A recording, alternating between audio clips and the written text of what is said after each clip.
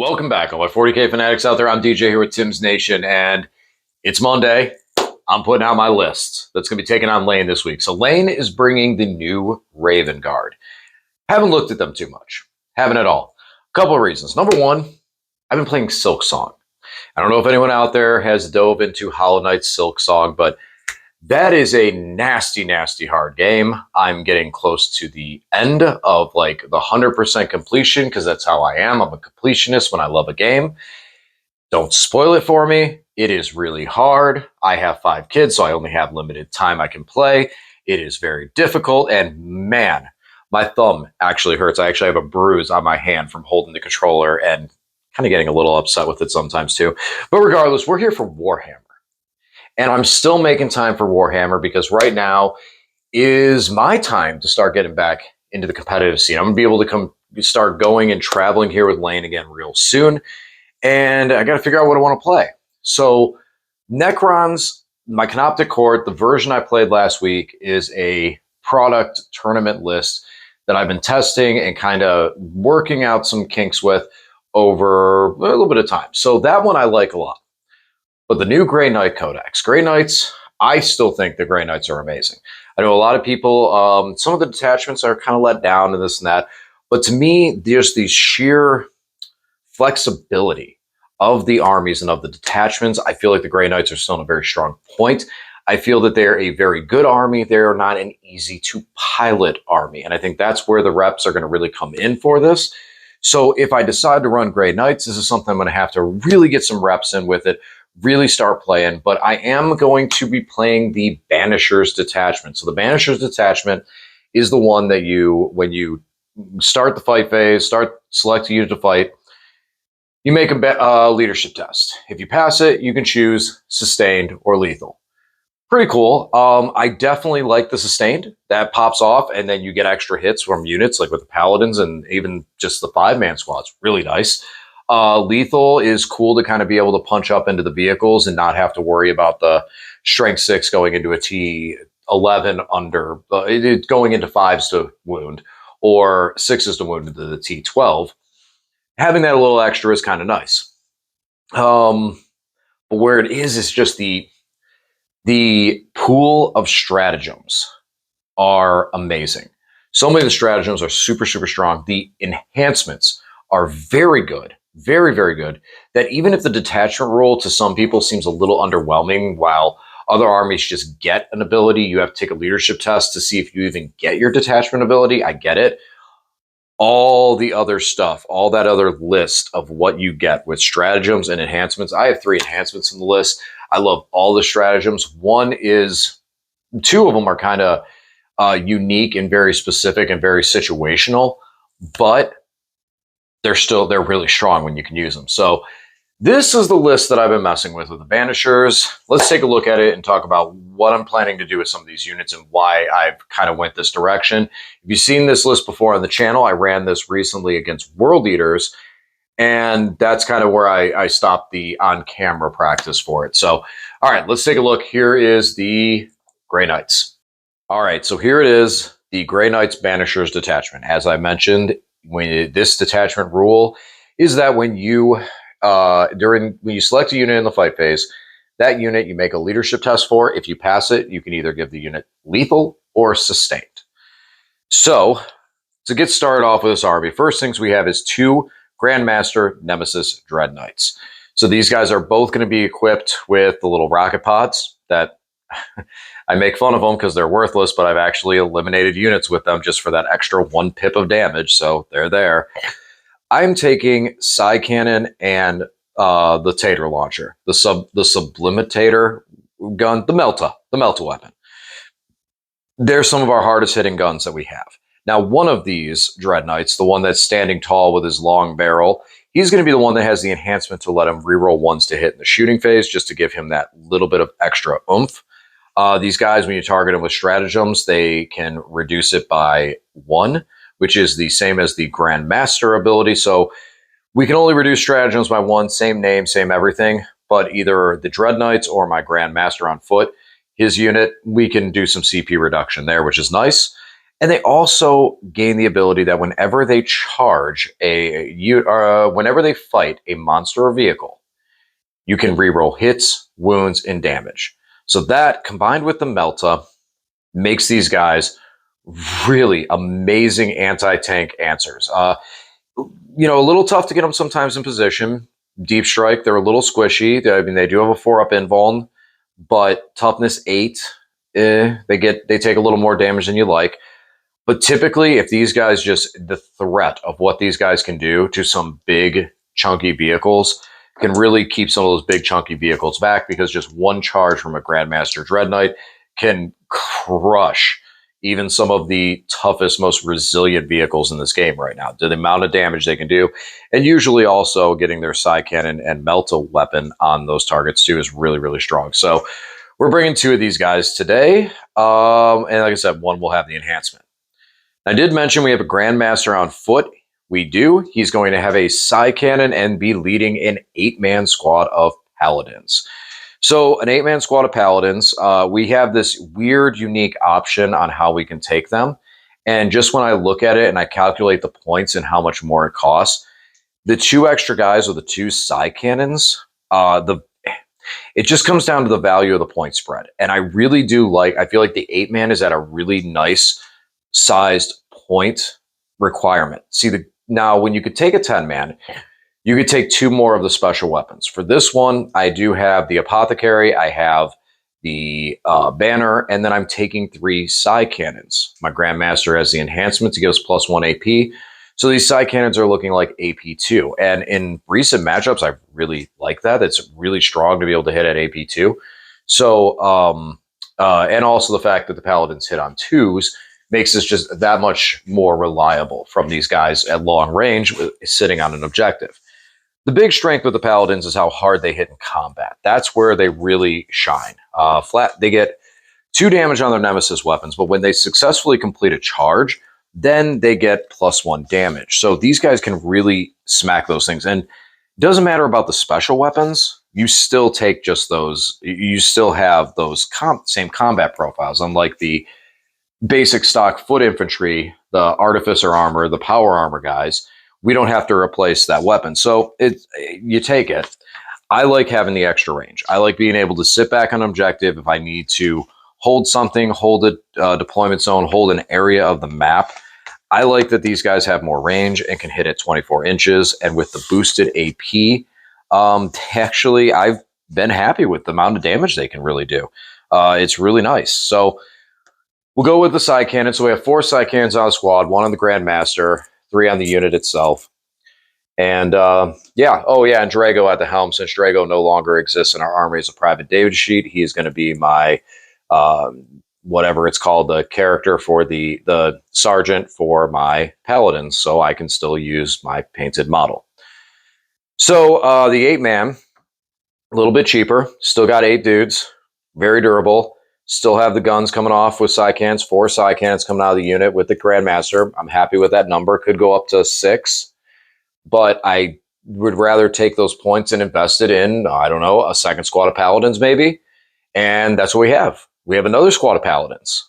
It's the 5-man, led by a Librarian. So the Librarian, I gave the enhancement to do D3 mortal wounds. Just look at a target, do D3 mortal wounds.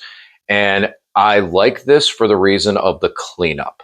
When I can use it in different scenarios to clean things up. Take the last wound off of something.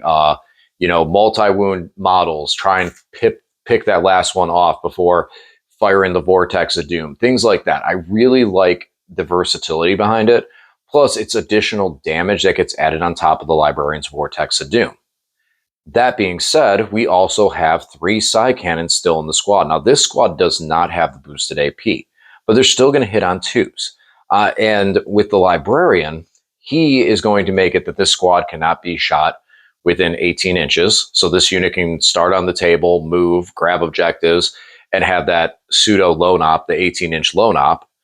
And then when late game comes and they need to pick them up and attack an objective, this unit can bring the side cannons to shoot to bear, the Librarian to hit, and clear the objective pretty easily. And even if they may not make the charge, they can do enough damage in the shooting phase that something like a 5-man squad of interceptors or strike can charge in and clean up the mess. At least that's kind of what I've been seeing with this squad.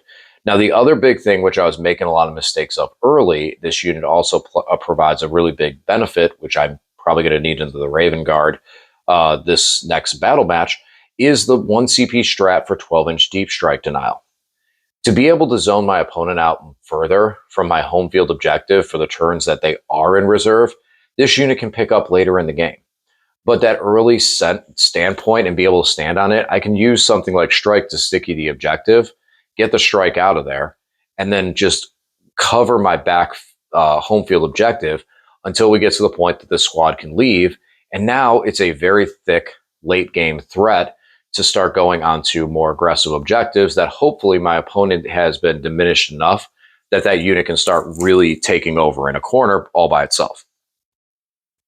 Now, in the idea of damage, we have one more big damage doing unit, and that is a 10-man squad of Purifiers led by Castle Crow. This squad is my anti-infantry super Overwatch unit. I love it. Now we got the boost to the Purifying Flame, now going up to AP2. It still ignore cover.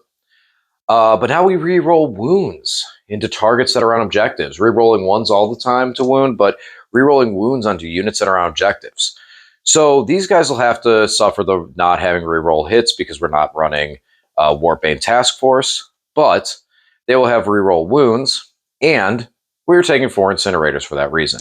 Incinerators huge for being able to pick up, just hit infantry units and fire Overwatch, just all around, just amazing for things like that. This unit is a unit that can, it's a very good rapid ingress unit because it can rapid ingress into a point that my opponent might be attempting to do a charge. I gotta watch and make sure it's not a unit that can still shoot because the Purifiers are very squishy. You know, they're only toughness 4, 2 wounds, so they can end up disappearing really quick. But you charge, the squad gets overwatched, and now your opponent lost a whole chunk of units before going into something that's still relatively durable. It might be a squad of strike or a squad of interceptors, but we're talking a 2-up save that they could live through that if that unit gets reduced down in size. Needless to say, the squad still hits like a truck. Crow gives them an additional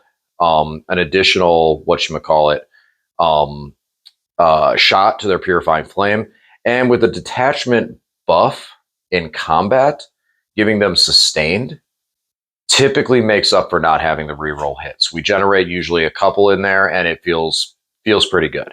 So Purifier Bomb, love this unit. Hard hitting, definitely can get me out of dodge in a lot of situations.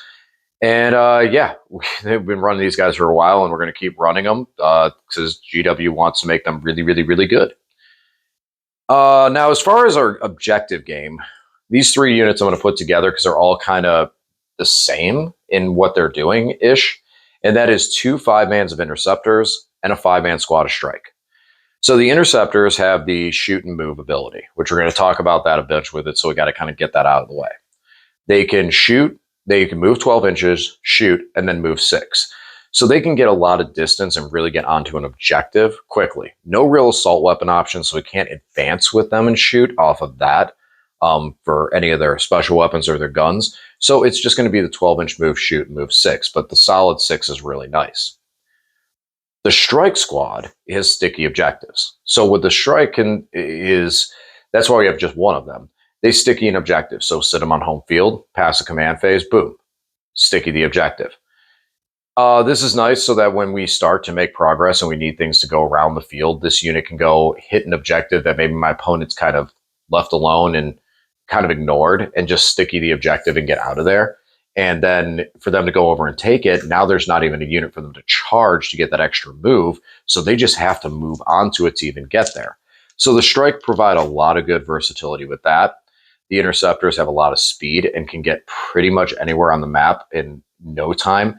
A lot of people, and I've considered as well too, vehicles get you an extra 3-inch move, getting out of that transport. Really nice. I mean, you know, you're looking 15 inches out of the transport and then a 6-inch move after you shoot. So you're looking at like, what, 21 inches Yeah, that's pretty big. But with these guys, I don't really have the points for a transport to kind of get what I'm trying to do and get the synergy with these guys. So they're going to be on foot. And on foot, they're still really, really, really fast. And on top of all of it, now I didn't put any special weapons with these guys because, like I mentioned before, when you take special weapons with the power armor, artificer armor, 2-up save, 2 wound, toughness 4, marine bodies, these guys then have to replace their nemesis force weapon. And looking at the weapons, the fact that you get one psi cannon, silencer, or incinerator. In this scenario, I feel like I would go with the incinerator because it's just one. But I'm kind of feeling like it's better off doing it with just the weapons, just having the combat weapons, 3 attacks that are 2 damage, AP 2 and strength 6. It's kind of that's been a lot nicer to have those guys hitting and be able to pick up some other infantry just by other infantry and other units that are trying to just sneak onto objectives, things that are quick and have the move to go and snag objectives early and just go, ha, I'm fast and I'm here. Now you have to deal with me. Things like the interceptors go, okay, that's fine. Can you deal with my 2-up save? So a lot of times, no, they can't. So the interceptors go, okay, well, I'm just going to, as you remove some of my dudes and I only have 2 or 3 left, I'm going to win this fight on attrition and take this squad. And in the case of the strike, they're OC2, so they're going to be able to take that in a lot faster fashion and just hold it. Doesn't matter if we sit there for a minute if I can out OC you. So that's my kind of mechanic for being able to play the mission and play secondaries. Like I mentioned, there's kind of a mid tier with one of the squad of paladins to do the same. But yeah, that's really it, and that is the list. So working on this list, kind of the way I broke it down in my mind is what is my offense and what is my backfield threat.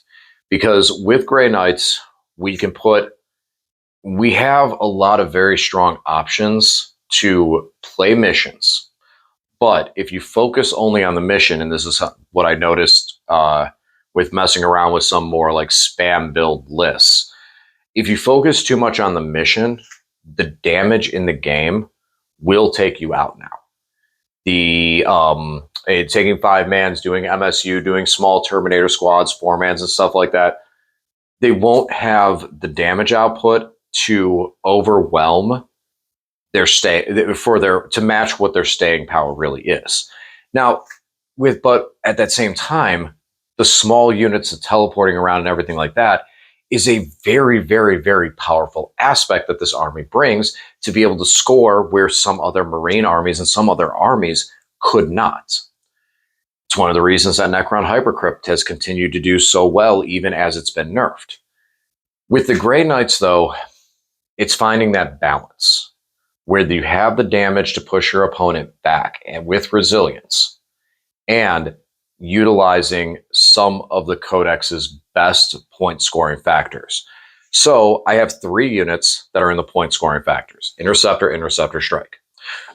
You have 4 units in my damage category: Grandmaster Dread, Grandmaster Dread, 8-man Paladin with a Grandmaster, 10-man Purifier.